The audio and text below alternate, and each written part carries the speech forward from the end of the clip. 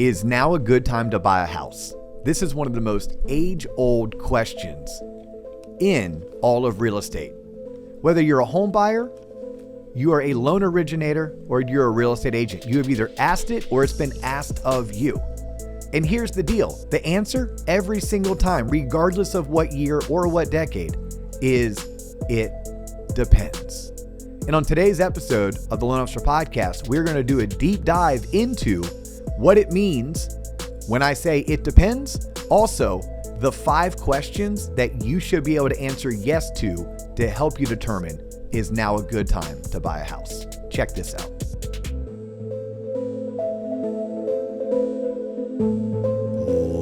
Ladies and gentlemen, boys and girls, children 18 plus. You are tuned in to the Loan Officer Podcast with me, Dustin Owen, and my main man, JC. John Coleman. Yo, what's poppin'? JC, you knocked it out of the park. Shout out Steven and Mark. So you and Steven knocked And it out Mark. of the park. And Mark. And Mark. All you got to do is feed Mark and beers, Bud Light. He's a blue-collar type kind of guy, you know, Mark? Yes. That's just disgusting. Yeah, Mark's not a kid from Chicago. Mark's a kid from the suburbs of Chicago. Yeah, but, you know. Mark flew in. You got you had Mike, you had Steven, you had Mark. You had a lot of talent and a lot of money. Chefs in the kitchen. A lot of money dumped into that, at least in terms of like what you all no, actually, I wasn't in charge of buying the things. That's why they were so cost-effective, because I didn't get the checkbook.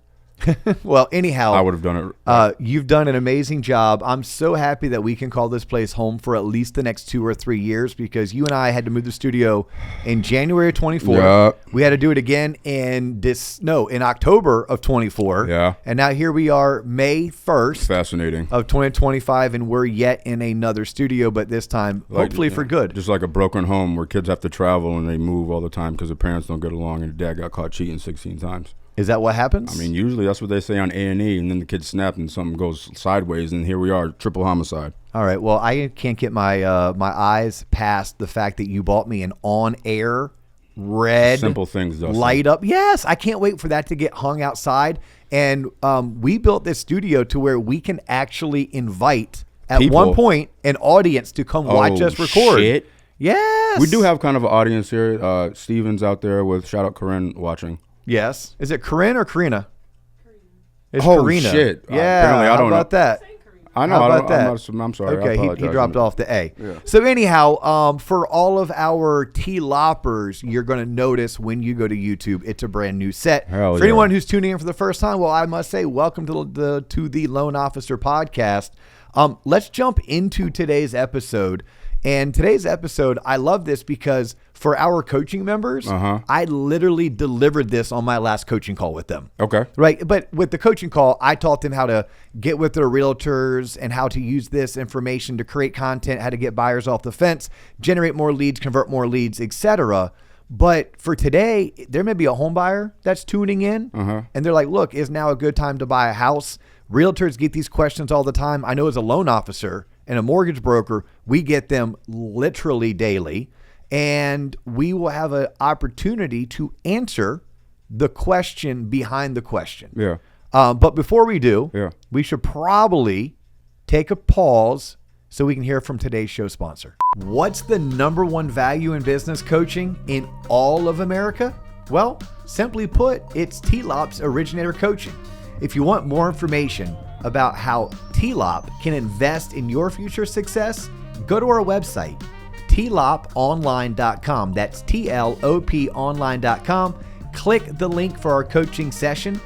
See all of our products that we offer. And if you have questions or you want to have a one-on-one with one of our Tlop team members, go ahead and book your free 20 minutes with us and let one of the Tlop team members help you decide which of our business coaching and sales training would work perfect for you. And sponsor. we're back. Yes, thank you so much for sponsoring Tlop. If you're interested in advertising with us or becoming a show sponsor, go to our website, Tlop, T-L-O-P, online.com. And under the media inquiries, you can inquire what it takes and what it means to be an advertiser or a show sponsor with us. Word. Yeah. Hey, real quick, shout out to the Texas MBA. Yeah. And shout out to the Michigan Mortgage Lenders Yeah, how was that? Association. Both phenomenal events. An exhausting week for me. I literally left Orlando on a Sunday, flew into Arlington, left Arlington on Tuesday, slept on my own bed Tuesday night, flew out Wednesday to Detroit, flew home Thursday night from Detroit. But both events, phenomenal events. I love supporting all of the trade organizations. And obviously I like it when people ask me to come and share my experiences on the main stage, speak, present, coach, and be a part of their event. So I got to do that. I got to go to a Texas Rangers game. That was my 21st Major League Baseball stadium. So that was really cool. Nolan Ryan was throwing the high heat? Nolan Ryan was not throwing the high heat, but I did stay on Nolan Ryan Expressway. So that is an actual road right there by the stadium, and my hotel was right there. So anyhow, for all of those men and women that participated in the Texas NBA as well as the Michigan Mortgage Lenders Association, from the bottom of my heart and all of Tlop's heart, I just say thank you. And by the way, the number of Tloppers that rolled out specifically in Michigan. Really? Like specifically, JC, they're like, oh, where's John? Oh, they know my name? Not only do they know your name, hey, shout out to Sam. Shout out Sam. Okay, Sam used to sell medical devices. What kind? I didn't ask him. Damn. He's a medical device salesman who's now a full-time all-in mortgage loan originator. That's a good transition. And he literally said, tell John I know his name. Thank you, Sam. Sam with an I? Just kidding. No, it's not Sam with Samuel, but I asked him if it was Samuel or Sam, and he said he didn't care. Shout out Sam, my boy Sam. Yes. There's an originator. I wish I could remember her name. Uh-oh. But she drove in like 2 hours, and she literally said, you and John are why I had the courage to go from being an LOA to a loan officer. No shit. You and John are the reason why I stuck out those first 2 years. No shit. And she said, by the way, I was number 10 in my company last year. It was the most money I'd ever made in my career, and I'm doing better this year than last year. Cool. Where's she sending the check? I have no idea. I can't remember her name right now, John. I didn't write it down. One day the universe will pay me forward or something. Yes, but anyhow, it was a good trip. That's good. It was a good trip. So let's jump into how I promoted and teased all of this, which is like it's as old as real estate is a profession. Oh, is now a good time to buy? People always want to time the market. Can't time the market, Dustin. You can't. It's time in market. Okay, you don't time the market. It's time in market. If I'm trying to time the market and I'm investing in my 401k. The past 6 weeks or the past 12 weeks have sucked big time. Oh. But I'm timing the market. So I'm investing in my 401k because I trust that over the next 10, 15, 20 years, my money will grow, and it'll grow at a much larger clip than had I just put it into some kind of a low interest bearing money market or even savings account. Well, how about this? All that Louis shit I bought the other week? Yes. Since the tariffs hit, it already went up in price by $300. So who's winning now? Ooh, can you sell that now? I mean, I'm not and make going, a profit? Yeah, I could, but I'm not going to. This isn't StockX. I like my shit. Well, that's where you and I missed the boat. We should have gone and just loaded up on Louis just to resell it. And I showed Ty a picture of it because I'm getting lunch with Ty. Shout out my boy Ty. And he said that could have been a down payment on your first investment property. That's how Ty thinks. I know, and I sent him back a laughing emoji. Fuck, I look like Ty. Get that shit out of my face. Investment property. How dare you?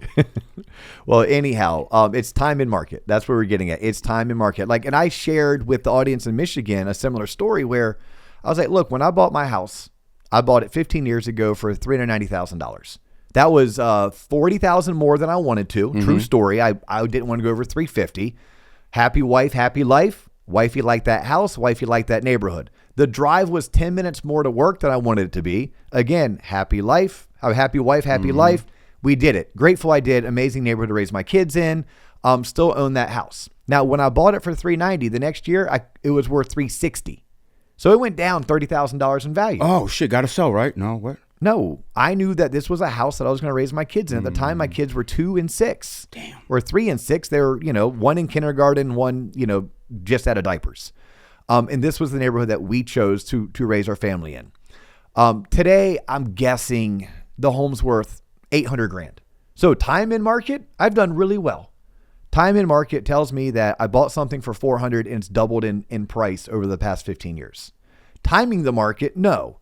It would have been better for me to purchase the home the next year, and I could have got it for $30,000 less. Now, maybe not that home, maybe not that neighborhood, maybe not those neighbors, and maybe that was an extra year of my wife being like, WTF, why do we have to send our kid to that school, and why are we trying to squeeze our now family of 4 into this small house, right? So these are the 5 questions that I think any home buyer needs to ask of themselves to realize is now a good time to buy a house, because we just mentioned, we just taught, we educated. It's not about timing the market, right? The only time you know the bottom was at the bottom is after the bottom was there. Yeah, right. Right. That's the only time you'll ever true. know that you're at the bottom is once the bottom is gone. So you're not going to time the bottom ever. And again, we're going time in market. So, and this is what worked for me 15 years ago. I promise this will work for you today. It's also going to work for you 15 months from now. Okay. All right. First question any potential home buyer needs to ask of themselves: is my employment steady? And is my income predictable? Right? So like you have to ask yourself, do I feel good in my job right now? And do I feel solid that nobody's going to fuck with my money? Meaning nobody's going to take money away from me. I'm not going to see my bonuses cut. I'm not going to see my commissions halved. Like, do I feel really strongly that I'm in a good, comfortable position within my employer, or I'm an employable professional based on what you do for a living? And can I rely on this income being what it is today, next year, in 3 years, or 5 years? And for most of us, it's I can rely on my income being what it is today, and I expect it to grow by 3, 5, or 7% every single year. If you can answer yes to that, you check that box and you move on to question number 2. There's only 5 questions, by the way. So when you move on to question number 2, that question is, am I going to live in this area for a minimum of 3, but preferably 5 or 7 years? Preferably 5 or 7, because here's the deal when you buy a house. It's going to cost you money to acquire the property. We call those closing costs. There's also moving costs. And it's going to cost you money to sell the property. Those are called closing costs and moving costs. And you have to factor in that dollar amount. And typically, if your home's going to appreciate by 2, 3, or 4% annually, and you're going to pay down your mortgage by $4 or $6,000 annually, in those first 3 years, that money you earned and that money you paid down may just be a wash in terms of what did it cost you to acquire the property, what did it cost you to exit the property. So that's why I say 3, 5, or 7 years. Obviously, the further you get out, then you more than make up for your cost to acquire and your cost to sell. Right. And by the way, for my real estate professionals and all of my loan originators who are tuning in right now, I'm sharing these 5 questions so that you can add it to your repertoire of how do you overcome objections, educate, or answer the most common basic questions home buyers have today. But this should also be information that you're turning into your own YouTube video, that you're creating into your own social content. This is information or content that you're going to add into your next virtual home buying workshop, right? So like take what we're teaching you today and find ways to multi-purpose it to use for your own personal benefit. Bonus question in the heat of battle, consumer-wise, are they still only concerned about rate? Is that like the main thing people are saying? Like, I still need the lowest rate, even though everything costs more now? Are they still it shouldn't be rate. It should be payment, right? It should be payment, because rate doesn't always have a direct correlation to payment, right? The cheapest rate could be the most expensive closing cost. And for somebody who's going to be exiting out of their property in 5 years, that might not make sense. The cheapest rate may also come with some pretty high monthly mortgage insurance, at which point your payment's higher. The cheapest rate may be on a 15-year loan and not a 30-year loan, but you can't afford a 15-year payment. But yes, rate will always be a part of the equation because that's all the consumer has been taught. That's all the media talks about. That's all the media's fault, right? It's all the media's fault. Yes, 100% it's the media's fault. So it's not about rate. Now, cheaper rates do bring cheaper payments, like across the board. So yes, if we saw mortgage rates drop from the mid 6s to the mid 5s, it opens up affordability across the board. Now you're going to have more people willing to sell their homes, but you also have way more people wanting to buy homes. So yes, rate is a hot topic, but it shouldn't be as much. It should be about payment. So anyhow, third question, you ready for it? Yes. This may be one of our quickest episodes. Every time you say that, I'm going to be here for another 45 minutes. The people are going to love this. I have a question for you. Yes. When you're on a Zoom call and you're in a meeting, do you ever find that you sweat profusely in your midsection and in your stomach? Never. That's a you problem. No, I think my wife has it too. It's like when I'm on a Zoom call, I could be sitting in an air-conditioned room, but if I'm like talking, I'm in a meeting, my belly starts to sweat. Do you have anxiety? No. Are you uncomfortable? No. Are you nervous? High as hell. I'm comfortable as they come. Okay. I just noticed it's a thing. Hey, drop a thing in the comments if you're on a Zoom call and you get sweaty belly syndrome. SBS. SBS only on Zoom. What about if we're using Teams or Roam? I think in person. Oh, look at you trying to plug Rome. Hey, shout out to Roam. Shout out to Rome. Yeah, we're moving all of our stuff off of Zoom and onto Roam. Rome wasn't built in a day. It wasn't. That's also not how you spell it. Nope. It's a palindrome. That's wrong. All right. Okay, question number 3. Question number 3. Can you afford the payment? It's almost as if you knew, but you didn't know. I promise you, John Coleman has no idea what I'm talking about today. I just, osmosis. Yes, he shows up to be the people's champion. Hold on, that's really what John does. The payment. This is why I interject. Yes. If you're too poor and you can't afford a house, keep renting. Wait a minute. No. Oh, okay. Don't. No, I mean, look, you're jumping ahead in the textbook. Okay. Sorry, Professor. I skipped the syllabus. No, but here's the deal. When you rent, you have to afford the payment. That's what I don't understand. People, they just scared of the paperwork. They got to pull that credit and then that shit. Look at my bank account. Nah, where'd you spend? People's bank accounts and their statements are like looking under the bed in their closet. A lot of dirty laundry. People don't feel uncomfortable. So the best thing that this industry did for me, because I got into it in my early 20s, is it showed me what it meant to keep up with the Joneses. It let me look inside of people's closets and under their beds. And I realized quickly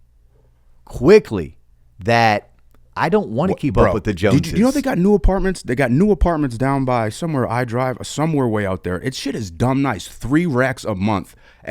On site, it has a massage. It looks like a spa. Has a spa, masseuse, pool. It has a restaurant, like where your clubhouse would be. It's fascinating. Yes, I did not know that. $3,000 yes. a month. Yes. So I'm saying, to your point, if you want to spend $3,000 on an apartment that has a bar on site, and look, that person maybe doesn't answer question number 2. I don't plan on being here for 3, 5, or 7 years, right? So for that reason, there you go. They never even got on to question 3, question 4, or question 5. Okay, right? Because we know question 1 was about income and employment. Right. Okay. If you said yes, I'm stable. Yes, I'm confident it's going to continue. You go to question number 2. Question number 2 was, do you plan on staying in this area for 3, 5, or 7 years? Maybe your people are like, no, I don't. I hate Orlando. I'm only here on a 2-year assignment.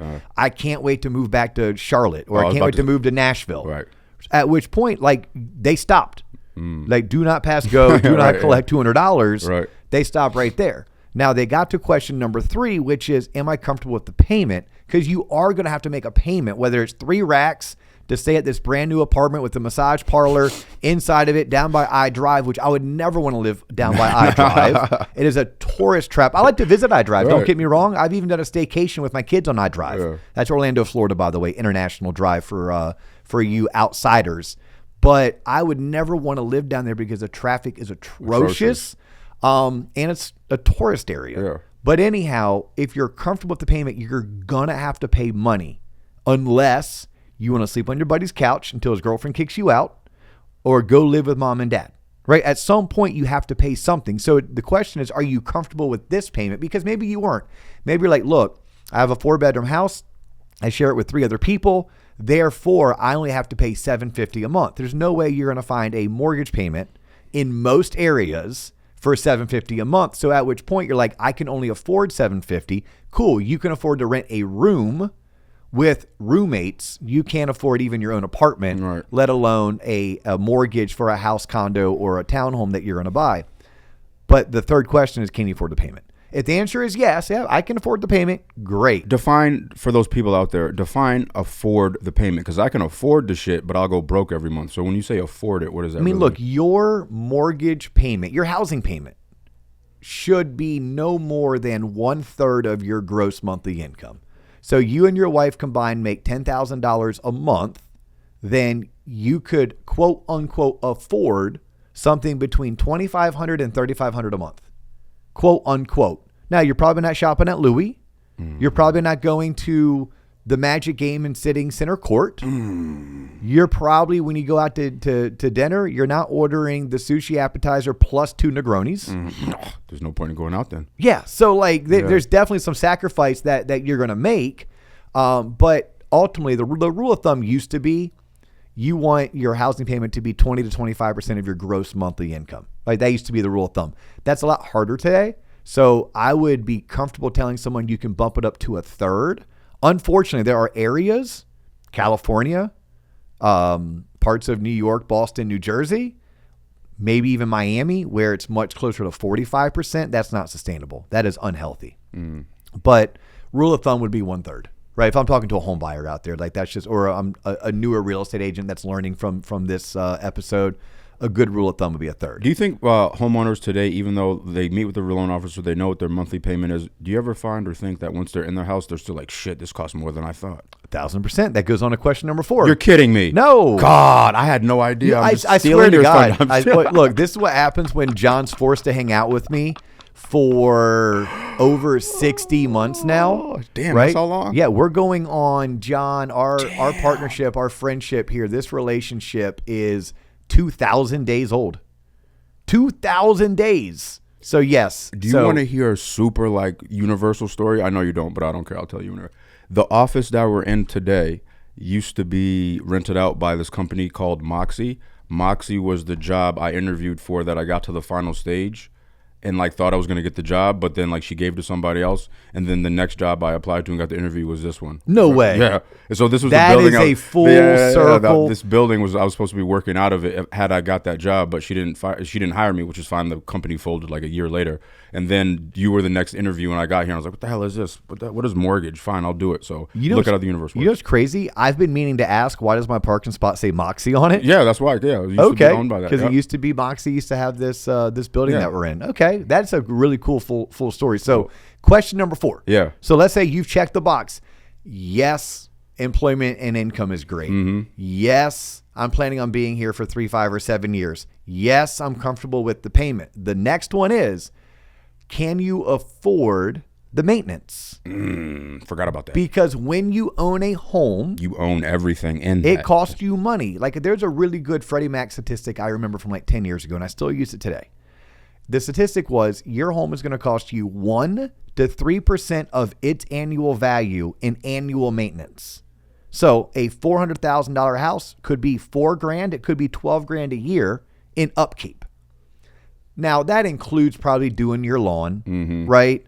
But it also includes your dishwasher breaks. It includes you have to pressure wash the sidewalks. You have to paint the exterior. You need to trim the trees back. Oops, your AC just broke. Uh-oh, I have a roof leak. That needs to be fixed. What just happened to my hot water heater? I need to get that fixed unless I like taking cold showers all the time. So it's not just being able to afford the payment. It's also being able to afford the upkeep or the maintenance. And that's going to run you on the low end, probably an extra $300 a month, like averaged out over the year. On the high end, it could literally run you an extra $1,000. So those are things that need to be considered when someone is choosing to own a home versus rent a home. Because when you rent and shit breaks, you call your landlord. Yeah, and you get it fixed 5 to 7 months later. And it may be, and the work may be done half-assed. 100%. Yes. Yeah. Or you end up still fixing it out of your own pocket and praying to God that your landlord's going to let you deduct it from rent. Yeah, ha, ha, ha, ha, ha. Correct. And that's like real life. But that would be question number 4. So question number 4 would be, can I afford the daily maintenance?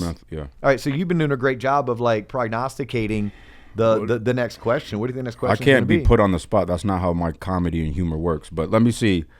The first one was something. The second one is like, if you're going to move. The third one was like, are you and your wife going to get divorced? The fourth one is, can you afford it? The fourth 1.2 was like, can you afford the payment and can you afford the upkeep? Number 5, should you buy a house?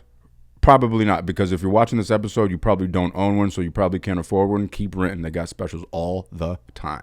Negative Ghost Rider. Damn it. I mean, don't get me wrong. There's nothing wrong with renting. Like we need 1/3 of the American populace to rent. If you're like older than a certain age and you're still renting, you shouldn't be. Sorry, that's just how I was raised. At me, bro, in the comments. Please, I just want to say obnoxious things so people start commenting. You know I can't handle that. You know that I give in to the trolls. Like, what are you trying to do? You trying to wreck my Saturday night, my Sunday night? I can't believe you go down those rabbit holes on the toilet. And when you're just looking on your phone like, I can't believe this person said this. It's a bot, Dustin. Okay, I know what the 5th one is. you're only going to keep your mortgage for 3 to 5 years. So stop looking at it in that term. That doesn't. I mean, that's great advice to any home buyer. Like when you're looking at your mortgage solution, it's typically a 3 to 5 year decision. It's not a 30-year decision. Yeah. No, that's a bonus. Okay. You mentioned something about they did look into your bank account. Mm-hmm. Right? Sometimes it takes money to make money. Mm-hmm. Yeah, I would tell someone, if you do not have $10,000 saved up, a good rule of thumb, in that last fifth question, do you have 10 grand saved? If the answer is yes, now's a good time to buy. Because that's what we're trying to do. We're trying to determine, is now a good time to buy a house? And I'm saying it depends. We're not going to time the market. It's all about time in market. So I need you to say, can you answer yes to these 5 questions? If you can say yes to these 5 questions, then my answer is yes. It's a great freaking time to buy a house. So if I have 10 grand right now, I can buy a house that costs $500,000 technically? 100% you can. Are you serious? Yes. Yes. Where have you been living these past 2,000 days? Clearly under a rock and on the Louis Vuitton website. Okay, so let me walk you through it. Oh my God. Let me walk you through it. Okay, there are loan programs through the United States Department of Agriculture called USDA. If you're buying in a rural area and you're buying a primary home, USDA allows for 100% financing. What? Okay, if you're active duty military or if you're a military veteran, VA, the Department of Veteran Affairs, offers 100% financing. Every single state has their own housing financing agency that offers some type of down payment assistance. It may be 10 grand, it may be 15 grand, but that is eligible.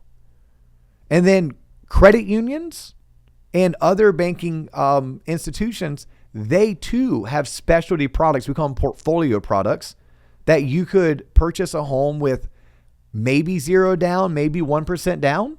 So there are options for people to purchase homes with little to no money down. And here's the deal. Even if you had an extra 10 grand to put down, that 10 grand only saves you $60 per month.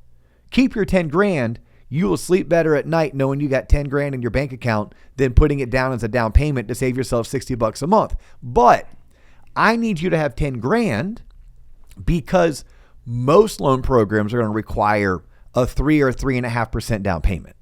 Okay, so at a minimum on a $300,000 purchase, that's 9 grand at a minimum. And there's this thing called closing costs, and closing costs are going to run you an extra $6,000, $10,000, or even $15,000. Now, in some markets, most of Florida, most of Texas, it's pretty easy right now to negotiate with sellers to cover your closing costs. Right? Builders do it. They're doing it a lot in Seattle right now, right? Where sellers are giving incentives to home buyers to come purchase their properties. So if you can come up with the 3% down, you could easily, in many markets right now, you could get the seller to pay all your closing costs. Now, what if you're able to get down payment assistance and the seller paid your closing costs? Maybe all you need to pay for is a home inspection, an appraisal, and maybe there's a couple grand that wasn't covered that you have to come out of pocket for. I want you, if I'm your advisor, I want you to be able to purchase a home and have at least 2 monthly payments left over that sit in your savings account. We call those months of reserve. I want you to have 2 months reserve. So if your mortgage payment is $2,500, I want you to have 5 grand left over as the beginning of your rainy day fund. So the last question is, do you have 10 grand saved? Now your 10 grand may be in a 401k. Your 10 grand may be in a CD that grandma left you when she died 10 years ago. Or it may just be $10,000 that you have between checking and savings. I just want you to have $10,000 because even if we utilize 100% financing, even if we get the seller to pay closing costs, even if we utilize down payment assistance, you still want to have reserve assets. It's the smart, wise, financially responsible decision to make. But yes, John, right now we are helping veterans and active duty military especially.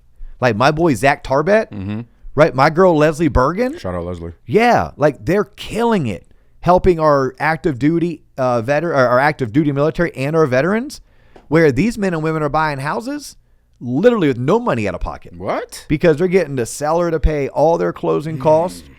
Zach may be throwing in a free appraisal, and it's 100% financing for active duty military or veterans using the VA home loan. So yes, the fifth question that you have to be able to answer to is, do you have 10 grand saved? That doesn't mean you can't get away with only having 5 grand saved. That doesn't mean you can't buy a house with only having 1 grand saved. Damn it. I'm just saying, if I'm answering the question, are you ready? Right? So for Karina, I'm going to do a quick recap that she's going to turn into a reel. Oh, wow. That she's going to drop on Yeah. Instagram. No You ready pressure, for this? Karina. What camera should I look at, do you think? Look in the middle one. I'm going to look at the middle camera when I say this. Okay. Is now a good time to buy a house? I get this question all the time from the home buyers that my team and I help. Here's the real answer. It's not about timing the market. It's about time in market. If you can answer yes to these 5 questions, then I can tell you emphatically that yes, now's a good time to buy a house. Is your employment and your income stable and predictable? If it is, and you answered yes, we move on to question number 2. Question number 2, do you plan on living in this area for a minimum of 3, but preferably 5 years? If you can answer yes, then we move on to the next question. The next question is, are you comfortable with the monthly payment? If you're comfortable with the monthly payment, we check yes. We move on to the next question. Question number 4, can you afford the annual maintenance for the home that you're going to purchase? If you can answer yes, we move on to the 5th and final question. Do you have at least $10,000 saved? If the answer is yes, then I can emphatically tell you that now is a good time to buy a home. How do you like that? That was fascinating, Dustin. That could have been an episode. That could have been the entire episode. You know what? We just gave every real estate agent and we just gave every loan officer or mortgage broker out there an example of the type of content that they now can create and post to their social feeds so that they can be the subject matter expert and that they can be the source of information for the communities that they serve. Fascinating. Awesome. John, thank you so much for your time today. It was a pleasure hanging out with you, man. You like how I did that all formal? That's just weird, bro. Yeah, it is weird. But what else are we going to say? We're done. Like, peace out. We're out of here. Shout out to my boy Shaduki getting drafted in the 18th round. How do you know Shaduki? Shadur? Oh, God, Dad. Come on, man. I still want to know, how do you know Shaduki? I don't know. Oh, okay. You said my boy. I mean, you got all these fancy, rich, famous friends. I thought you guys knew each other. Yeah, but once the CTE hits, that money dries up fast. That's Antonio. That's why he's trying to get the NIL deal from UCF. Sir, you're not a student here. I've told you that. Please put on your pants. Oh, Jesus. Hey, look, if y'all like this type of content and you have not done so already, do me a favor. Go to our YouTube channel. Make sure you subscribe. We drop new episodes every Monday and Friday, but here's the deal. On the Loan Officer Podcast YouTube channel, every Tuesday, Wednesday, and Thursday, we're putting up free training videos for you to consume, enjoy, and benefit from at no cost to you. Go to Spotify, go to Apple, make sure you're downloading on audio as well. Give us a 5-star review. Tell a friend about Tlop. Sharing is caring. We're tired of being the best kept secret in the industry. We're ready to blow up, and we need your help by sharing our content with as many of your friends in and inside of the and outside of the industry. And finally, mortgage brokers and loan officers, if you're not receiving our weekly newsletter that I write myself, you're missing out on a free invite every single month to a masterclass that I coach and teach live. Make sure you go to our website, tloponline.com, sign up for the newsletter, and by doing so, we will make sure you get invited to our next monthly masterclass at no cost to you. And finally, if you're that originator who's at a place in your life where you're ready for business coaching and you know you need sales training, check out what we're doing at Tlop's Originator Coaching Community. It is the #1 value for business coaching and sales training in the entire mortgage industry. He's John Coleman. I'm Dustin Owen. That's all the time we have for you today, but we do look forward to catching you on the next episode.